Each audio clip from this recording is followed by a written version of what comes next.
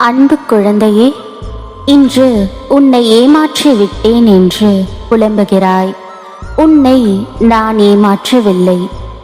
நீ வாழ்க்கையில் ஓர் போலியான கண்ணோட்டத்தை நிஜம் என்று நினைத்து வாழ்க்கையை அப்படி எடுத்துக்கொள்ளும் போக்கில் இருந்தாய். அதனால்தான் உன்னை அந்த போலியான பக்கத்திலிருந்து காப்பாற்ற நினைத்தேன். முடிந்த வரையில் அந்த போலியான எண்ணங்களை நீ தவிர்த்தாய். நான் அதை உன்னிடமிருந்து தவிர்த்தெறிய சிறிய விஷயங்களை செய்தேன். ஒரு நிமிடம் நீ உணர்ந்தாய் அல்லவா? அந்த போலியான கனவுகளை நினைத்ததால் நமக்கு நேரம் நட்டமாயிற்றே என்று உணர்ந்தாய், சரிதானே? இனிமேல் அப்படிப்பட்ட எண்ணங்கள் உனக்கு வருவதற்கு முன்னால் அதை சுதாரித்து அந்த பொய்யான தோற்றத்தில் அலாதியாய் மூழ்க மாட்டாய். கனவுகள் போலியானவை அல்ல. அந்த கனவுகளை நிஜத்தில் உணர்வதாக நினைத்து கனவுகளில் வாழ்கின்ற விஷயம்தான் போலி. அது உன் உழைப்பில் மனம் ஒன்றாதபடி உன் சிந்தனையை திசை திருப்பும். கனவுகள், லட்சியங்கள் ஒருபோதும் போலியான தோற்றம் அல்ல. அதுதான் உனக்கான தகுதியை எந்த அளவில் இருக்கிறது என்பதை உனக்கே அளவிட்டு சொல்லும் பந்தய கோடு. அந்த பந்தயத்தில் நீ உழைக்கின்ற உழைப்பு நிஜமாக இருக்க வேண்டும். கனவுகளில் உழைப்பால் கிடைக்கும் சந்தோஷத்தை தான் நீ கொண்டாடி உணர முடியுமே தவிர, அந்த உழைப்புக்கு நீ எடுக்கும் முயற்சிகளும் மாற்றங்களும், அதை நீ ஏற்றுக்கொள்ளும் போது வரும் கஷ்டத்தையும் நீ சந்தித்து நேர்மையாக கடும் உழைப்பை நீ வெளிப்படுத்தினால்தான் அந்த உழைப்பில் நிஜமான வெற்றி பெற்றதற்கு அர்த்தம். இதை அந்த போலியான கனவின் எண்ணங்கள் யதார்த்தத்தை உணர்த்தாமல், கனவில் நீ ரசிக்கும் வெற்றியானது பகட்டில் உள்ளது போல் இனிக்கும். அவற்றிலே நீ மூழ்கினால் உன் நிஜ வாழ்க்கையின் யதார்த்தம் கசக்கும். உன்னை எப்போதும் வெற்றி பெற செய்வதை விட அதற்கான உழைப்பு என்பது எப்படி இருக்க வேண்டும் என்று உணர்த்துவேன். நிச்சயம் உன்னை கைவிட மாட்டேன். உனக்கான உழைக்கும் எண்ணத்தையும் நேர்மையையும் கடின உழைப்பும் உனக்குள் உணர வைத்து வெற்றி என்னும் கிரீடத்தை உனக்கு நான் சூடுவேன்.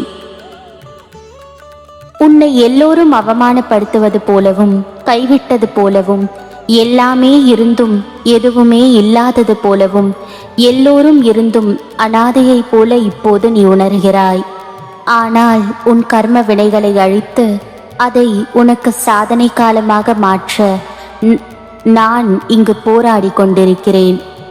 இறை நாமத்தை நீ உச்சரித்து கொண்டே இரு. அது உன்னுடைய கர்ம வினைகளின் பிடியை தளர்த்தும். எந்த நேரத்திலும் கஷ்டத்திலும் நீ நம்பிக்கையை இழக்காமல் இருப்பாயானால் உனது கர்ம வினைகளின் உள்ள தீய பலன்கள் பனி போல் உருகி கரைய வைத்து கொண்டிருக்கும் என் லீலைகளை உணர்வாய். வாழ்க்கையில் நீ பயணிக்கும் வழியில் என் துணை நிச்சயம் இருக்கும். சகல சௌபாக்கியமும் பெற்று சீரும் சிறப்புமாய் நீ வாழ்வாய். உன் வேண்டுதல்கள் எல்லாம் பலிக்கும். என் வார்த்தைகள் மீது நம்பிக்கை வைத்து செயல்படு.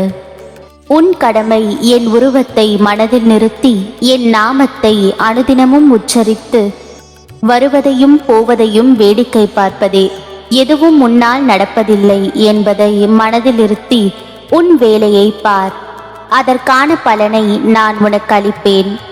யாரும் யாரையும் நிந்திப்பதால் பயனில்லை என்பதை உணர்ந்து எல்லாவற்றிற்கும் மூல காரணம் உன் தந்தையாகிய நான் என்பதை அறிந்தால் நீ இந்த அளவிற்கு மன உளைச்சலுக்கு ஆளாக மாட்டாய். உன் முன் ஒருவரை நிற்க வைப்பதும் செயல்பட வைப்பதும் நானே என அறிந்தால் உனக்கு இந்த துன்பம் இல்லை.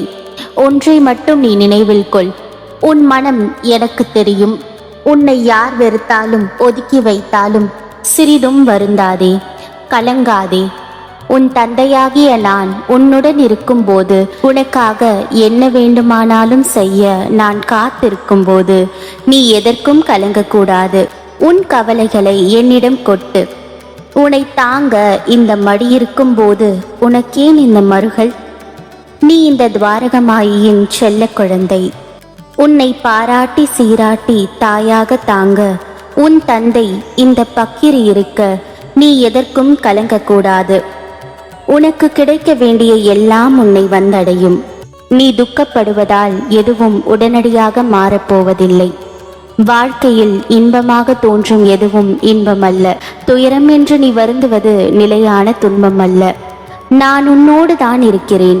நீ கால் வைக்கும் எல்லா தீய நிகழ்வுகளிலும் உன்னை காத்து வருகிறேன். எங்கே இப்பொழுதும் நான் கஷ்டப்பட்டு கொண்டிருக்கிறேன் என்கிறாய். உன் வாழ்வில் நடந்த சில விஷயங்களை நீ நினைவுபடுத்தினால் உனக்கு புரியும் எங்கு எல்லாம் நான் உன்னை காத்தேன் என்று. இப்போது அனுபவிப்பது உன் கர்ம வினை. அதையும் சீர்படுத்தவே நான் இருக்கிறேன். உன் இரக்க குணம் இந்த நிலையிலும் பிறர் கஷ்டப்படுவதை காண சகியாத மனம், நீதி நேர்மையை பின்பற்றி செயல்பட வேண்டும் என்று நினைத்து அதன்படி நடந்து வந்ததால் தான் நான் கஷ்டப்படுகிறேன் என்று நினைக்கிறாய். கெட்டவர்கள் எல்லாம் நன்றாக இருக்கும்போது நல்லதே நினைத்து நல்லவர்களாகவே வாழ வேண்டும் என்று நினைக்கும் நான் மட்டும் ஏன் இவ்வளவு கஷ்டப்பட வேண்டும் என்று நினைக்கிறாய்? உன்னை போன்ற நல்லவர்கள் இப்படிதான் புலம்புகிறார்கள். இது இன்றோ நேற்றோ அல்ல, காலகாலமாய் நல்லவர்கள் புலம்புவது தொடர்கதைதான். நற்குணம் கொண்ட நீ எஞ்சியுள்ள உன் கர்ம வினைகளையும் தீர்த்துவிட்டு முற்றிலும் சந்தோஷத்தையும் முக்தியும் பெறுவதற்கே கஷ்டத்தை அனுபவிக்கிறாய்.